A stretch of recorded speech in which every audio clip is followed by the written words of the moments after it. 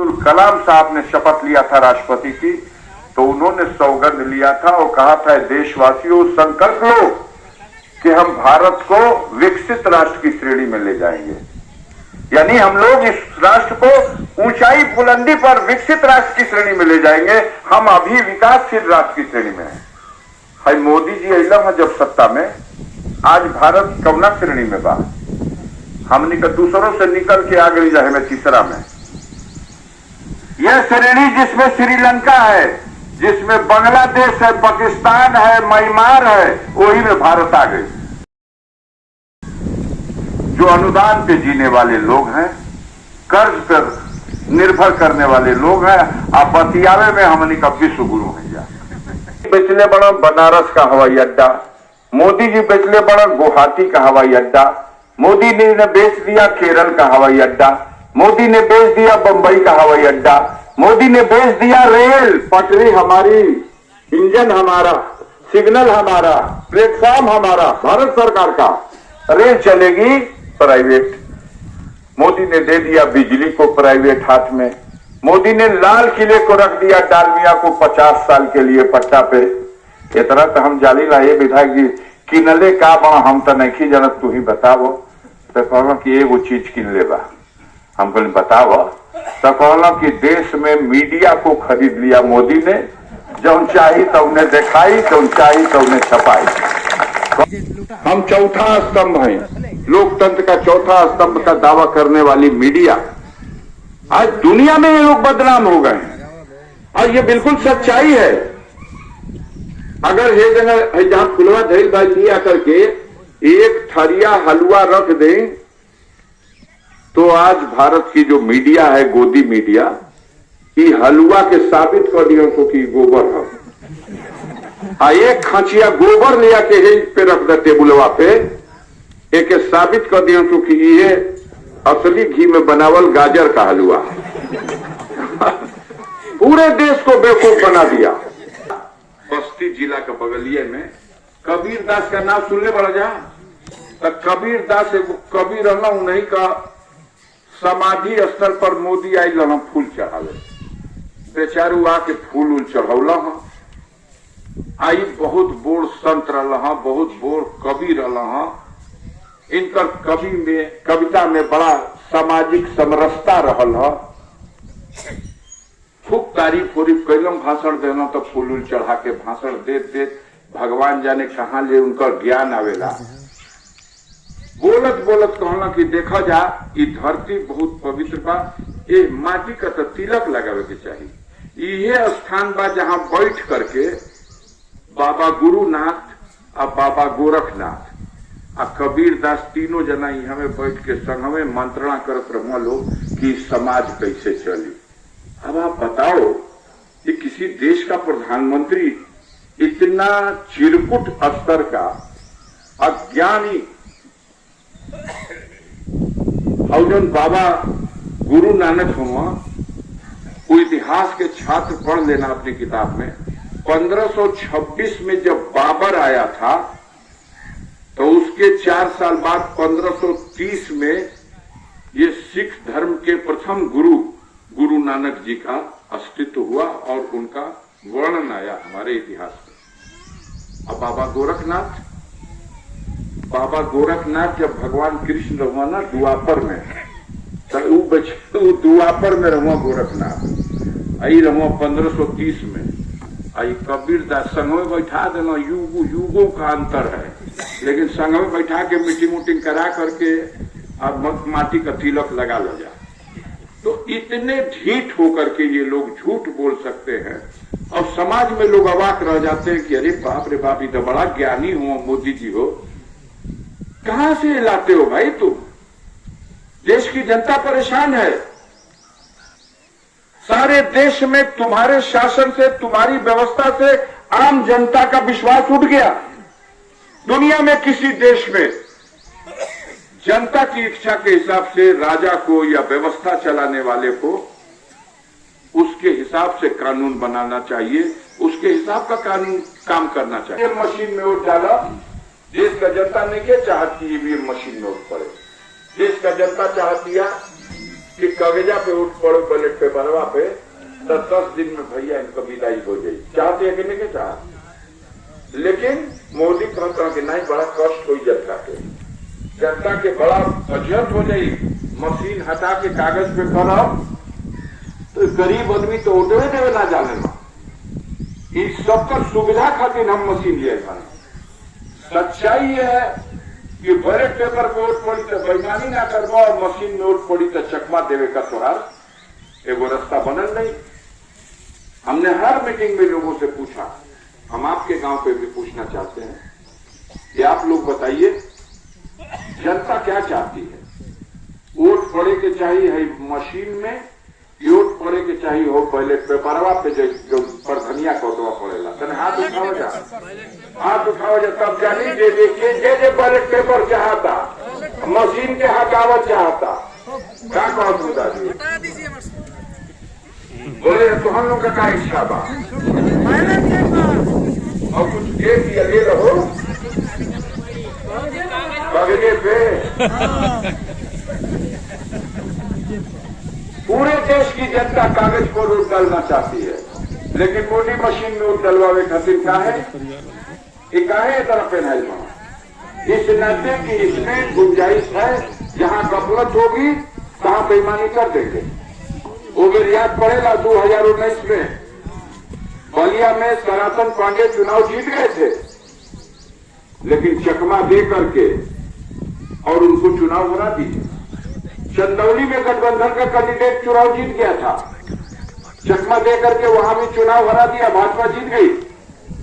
मछली शहर में गठबंधन का कैंडिडेट चुनाव जीत गया था, मशीन में था मामला, इसलिए उसको भी हेरा फेरी करके उसको हरा दिया। पूरे देश में इसे हुआ। गाजियोपुर में चाहा तो कई जानकारी बाया जो मंडी समिति में दाव लगे थे रहो तो आप लहने नहीं दिया उसका दाव। गाजीपुर की गरीब जनता डॉक्टर वीरेंद्र यादव और इनके लेफ्टिनेंट टीम के लोग 4-5 लोग का वहां गाँव बहुत बनल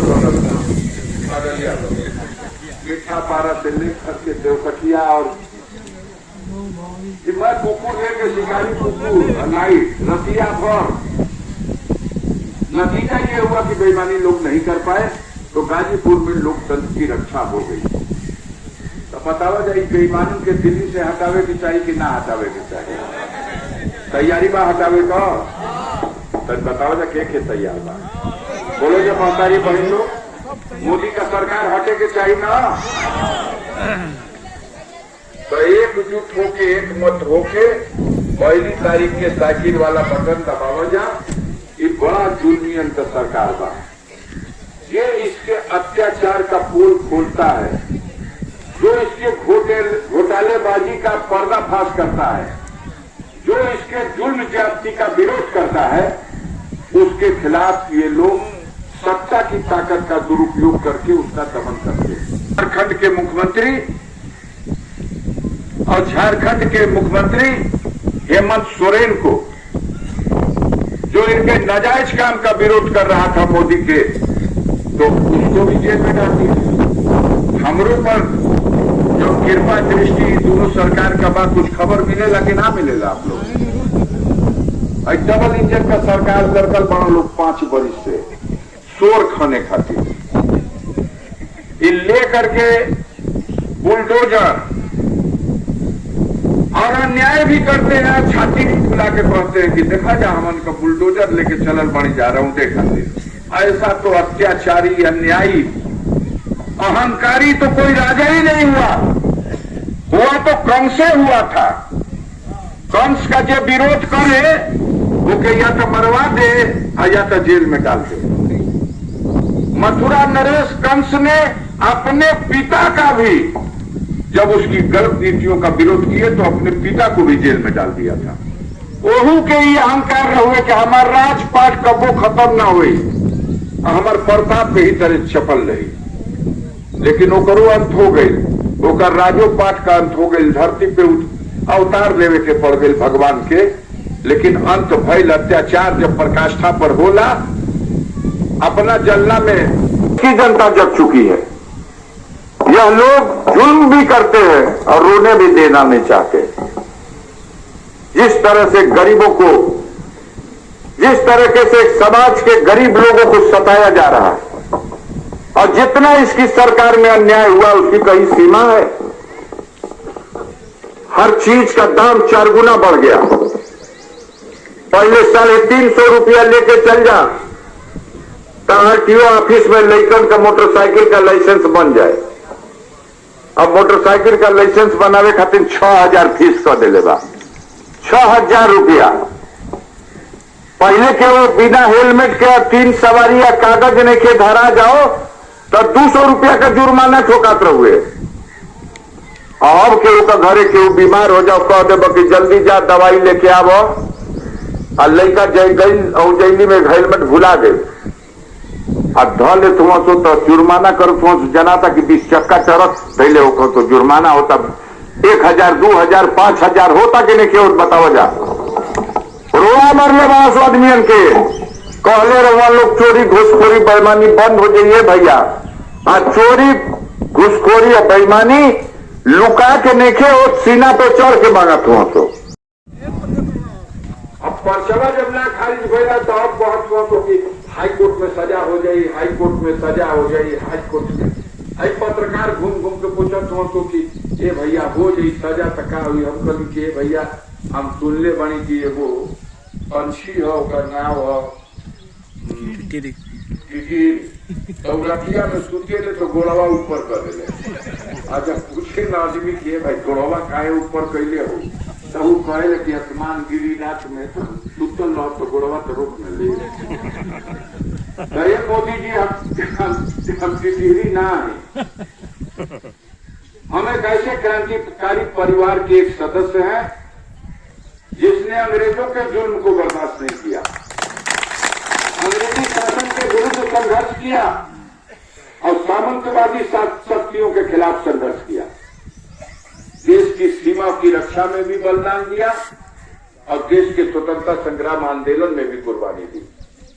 आज देश को तुम फिर से गुलाम बनाना चाहते हो, इस आजाद भारत में गरीबों का अपमान करना चाहते हो, तो इस गरीबों की कतार में खड़े होकर के जब तक शरीर में प्राण है और परिवार में एक भी सदस्य जीवित रहेगा, मोदी तुम्हारे जैसे जुल्मियों के सामने हम झुकने वाले नहीं है।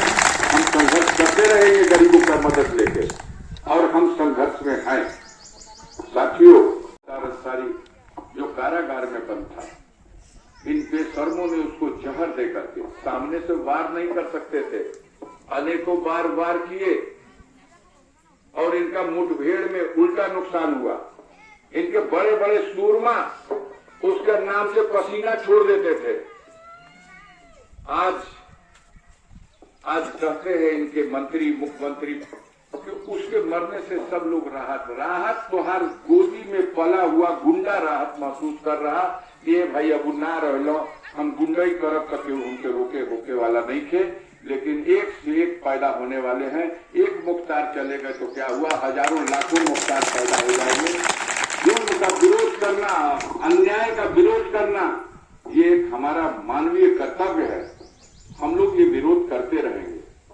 तुमने जितना जुल्म किया उनके साथ जहर देके उनकी हत्या की, उनका शव आया तो उनकी शव यात्रा में कोई शामिल न हो, उनके कब्र में कोई मिट्टी न डाले।